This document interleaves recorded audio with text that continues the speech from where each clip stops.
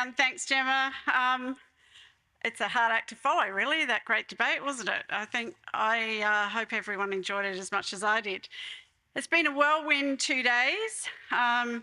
Sunday night actually seems like a long time ago now, and we were all more than a bit worried on the convention committee about the weather, especially what transpired late last week in Adelaide.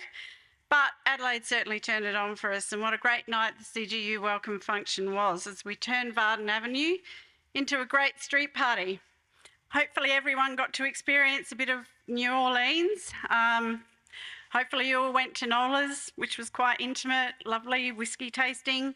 The Cheeky Flamingo, where many of us ended up doing karaoke, which was probably a bad idea. The East End Cellars for some refined wine. We had street entertainment. And my favourite was really what I really wanted of the night was the ringing of the bell at the Champagne Wall. Probably did a bit too much of that. I think sunrise is the best part of the day, and the sunrise walks were not to be missed, but I actually did miss them. But I want to thank Liberty for supporting us to start the day right yesterday and this morning. Stella actually did a wonderful job wrapping up yesterday's session, I think you'll all agree. But I just wanted to add my thanks to all who participated and the companies that sponsored some of those sessions. I also wanted to add my congratulations to Paul and Genevieve, the worthy winners of the Community Excellence and the Claims Broker of the Year award winners. Thanks to Liberty again for sponsoring that, and Sedgwick for your support, which allows us to continue to recognise excellence in these fields. Many of you might have heard, and I always say that insurance broking is a great career if you have an underlying desire to help others in need. And I think you'll all agree that Paul and Genevieve are two great examples of that sentiment at work. Didn't we get some insight into the views of the public about insurance yesterday as well? Uni students, I was quite encouraged by that video. Most of them were open to it, and sort of most of them did talk about the fact that they could see themselves in a career of insurance. The general public, absolutely not. But it does go to show that we've got a long way to go in that public education space. And the first of having a group of students who joined us at the time of suggesting it, and I really got the idea from BIBA Do It in the UK, and it's very successful. And I actually thought, well, how hard could it be? You know, we invite students in, we get them to see part of the insurance Insure Your Future initiative. It was actually a lot harder than I thought. We had a few hoops to jump through that you don't realise until you go down a certain path. But I think we now have a blueprint for future conventions. We actually did something right because they didn't want to leave. They left the session. They said, can we go back into the marketplace? I think that was probably more about their merch. But they did actually when I was talking to the teacher and talking about what that experience in the day, lunch seemed to be a pretty attractive proposition for them. And certainly I think the merch, they did all go home with an Insure Your Future tote bag full of goodies. And they did assure me that they know a lot more about insurance and the different aspects of career opportunity in insurance broking than when they actually arrived.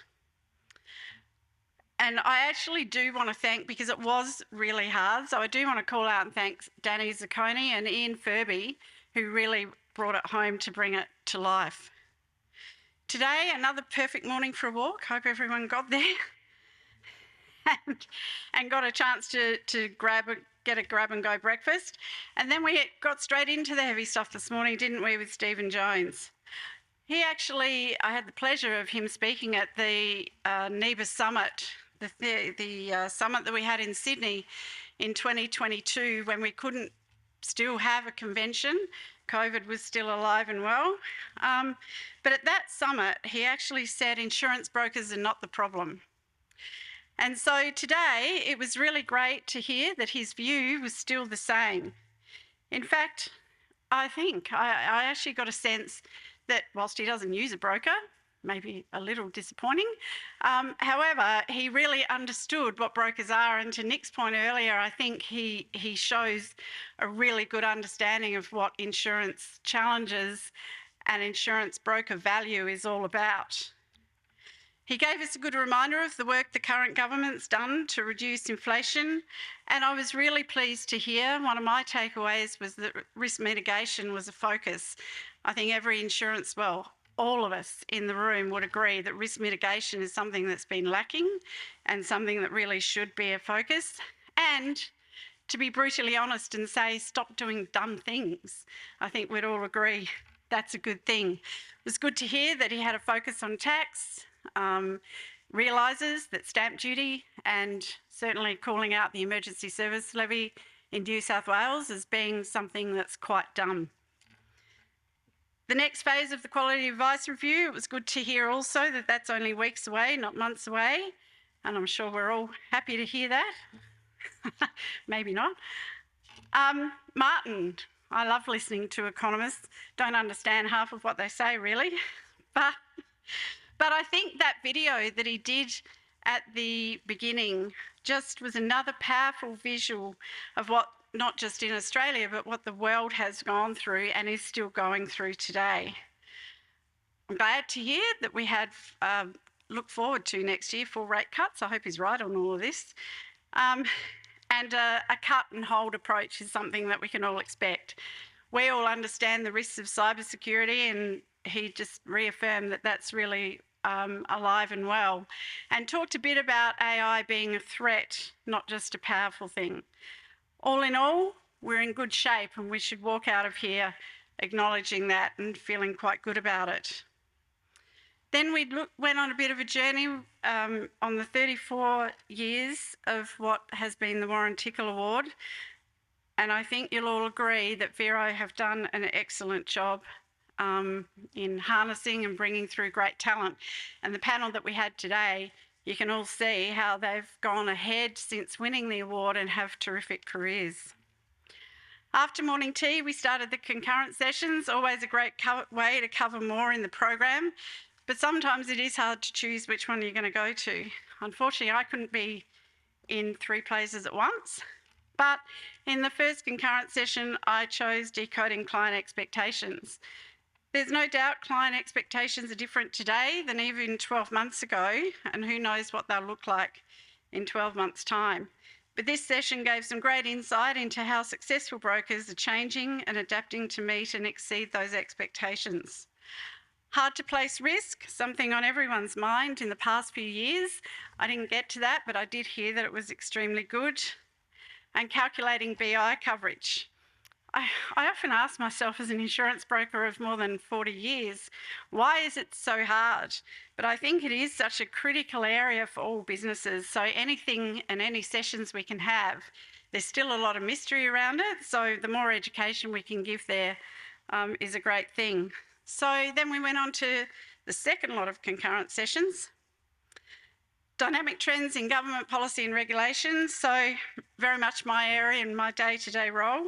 Not the session I actually wanted to go to, sorry guys. But it is the one that I had to go to, and I'm so glad that I did. We often think we're all over these things, but the session certainly showed me that I'm not necessarily over everything I need to be, and it's much more that we're going to have to do in the next couple of years to get our heads around the next few years. The one I wanted to go to was mastering the art of successful, difficult conversations. Again, in my role, I have difficult conversations all the time, but wow, it can still be hard. Reflection when things go wrong is important, and I've found that almost without exception, the core reason that things do go wrong is communication. Poor communication, not enough, too much. And I did hear that there was a session, because I'd written down here, I'd done my critique before I even knew what it was about. Stop talking moments. And I think we've all had some stop talking moments where you've heard people talk, keep talking, they're digging the hole, you're going, stop talking. So there was a message there that you don't have to fill the silence, and I think that's a really important message. When things do go wrong, that's when navigating through difficult conversations successfully is an important skill. And I heard that the main takeaways of that session was to be prepared and don't start a conversation if you're not in the right headspace. Attracting and retention of talent, That's not my area, it's lovely Alison's area in our business, and it is a huge challenge. And I did get some feedback on the takeaways from there was that the importance of onboarding being done right. Inclusion of new starters in, can't even read my own writing here, in charity events, which I thought was interesting, and their voice to be heard at exec level. Forget about 5-year goal planning. YPs are looking for 12-month goals and defined career frameworks for development of young brokers. After lunch, we had an opportunity for me, Nick, Gary, and Richard to answer member questions and provide more insight into the strategic work the board has done over the past 12 months to provide direction to Richard and the NIBA team. I want to thank those who contributed to sending questions through. It went very quickly. We never have enough time in this session to really give answers to everything that's being asked, but we will answer all of those questions. It was great to see the progress of the Insure Your Future initiative and to hear what's next. And then we rounded it all out with a great debate. Insurance brokers must transition to a digital-first model to survive in the next 5 years. Only those who adopt a digital-first approach will meet the evolving demands of clients and remain competitive. It was a resounding win to the negative. I think you all did a fabulous job. I actually quite liked the Rolex days, but I do recognise that having digital tools has improved efficiency, and that's just part of our world. Quite a mouthful to say, and I think it was a great way to end the sessions. There's no doubt that the pace of change is accelerating, and it's crucial for brokers to embrace innovation and think beyond traditional practices. We've seen plenty of energy and enthusiasm over the past couple of days. I did your trick, Nick. Seems like years. And heard from many speakers who have hopefully left you feeling truly inspired and invigorated to get back to your office and start working on the changes that must occur. When I agreed to be convention chair this year, it was because I am an extremely proud South Aussie, and I was honoured to be part of the experience of being on the team that pulls a NIBA convention together. The feedback from the convention last year told us what members wanted more of and to see addressed as part of the convention. And we had this feedback front of mind when considering this program.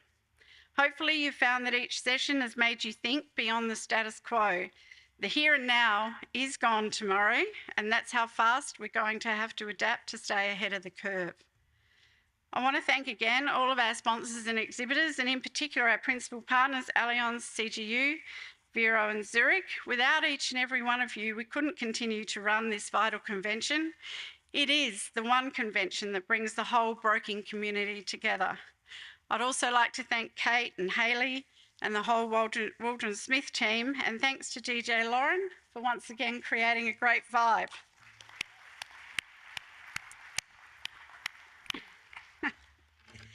As you heard earlier, the Backpack for Kids is something that's quite dear to me. Please don't forget this very worthy charity.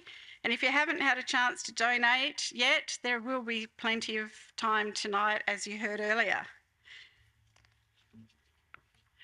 As this convention draws to a close, we look to where we'll come together again for the 2025 NIBA convention, so please watch the screen.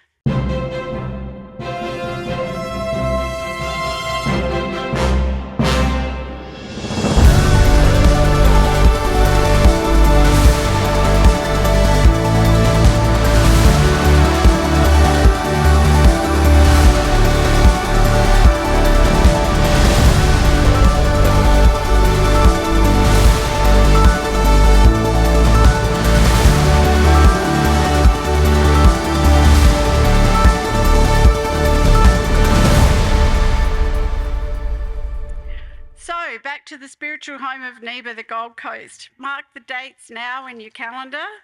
The exact location will be announced soon, and I can't wait to see you all there. This actually brings the convention program to a close, and I want to thank all of you for taking the time out of your busy schedule. It was certainly worth it for me, and I hope it was for you too. I know I'm now standing between you and a drink, a nap, or probably responding to the many emails you've got in your inbox. However, can you just indulge me for one more minute? And I want all of the people in the room that work or have worked in insurance brokers to please stand up.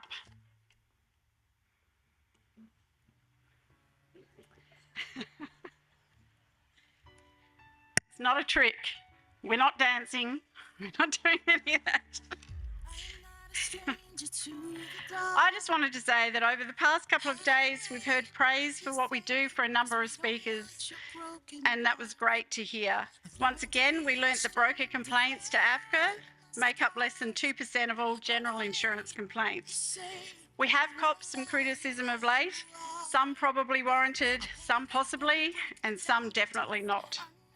You've heard one of the board's strategies was to promote improved reporting of code breaches, and we're heartened to see an increase in reporting this year. I did hear on a TV program recently, sorry Gemma, it wasn't on Channel 7, that humans make at least 4 errors every hour. That stat actually did surprise me, and I did check it, and it is true. So it stands to reason that every one of us is going to create a breach at some point throughout the year. So you should all be encouraged to continue to register and report on breaches of your licence and our code. This is how we learn, and this is how we grow. But that said, we should never lose sight of the fact that when it comes to general insurance, we are the ultimate consumer advocate, the only one whose role it is to act on behalf of the client, to put them before us. Our journey of self-regulation, we've talked about that today. It actually started in 1992 when the first Code of Practice was introduced, and continues as we embark on the code review next year, and we've also talked about that. We all need to understand the importance of a continuing self-regulation. Look around you, and this is why I wanted you to stand up. Look around you. We are all the one voice of the insurance broking profession, and that is such a powerful thing. So next time you're asked what you do for a living, be proud to say you are an insurance broker, and spend a little time explaining what that actually means. And when you walk out of this room, reflect on how important it is to be that trusted advisor. Stand a bit taller, pump your fist in the air with pride, and remember, together we do better. Thank you all again.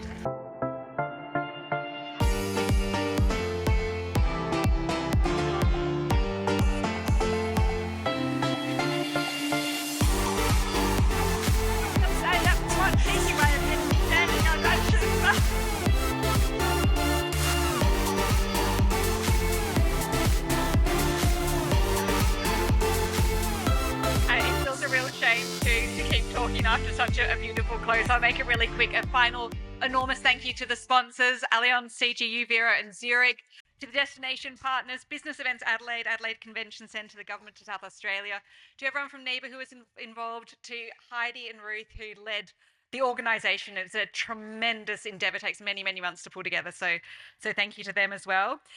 Really hope to see as many of you as possible back here tonight at 7 p.m. for the gala dinner. It's over in rooms C and D. There'll be a wine bar open from 7:15, so to make sure you get in there early. And final thank you to all of you for being such fantastic participants throughout the entire 2 days. See you tonight. Thank you.